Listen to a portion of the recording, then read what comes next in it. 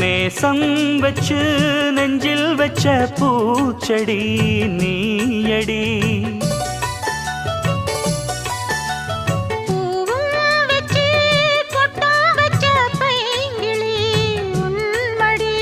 பாசம் வச்சு பாடும் பாட்டை கேளடி என் கண்மணி.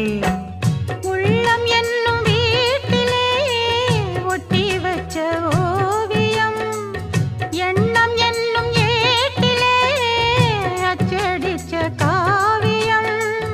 மனசுக்குள் கோயில் கட்டி மகராசி ஒன்ன வச்சு பொழுதானா பூச பண்ணி வாழுறேன்.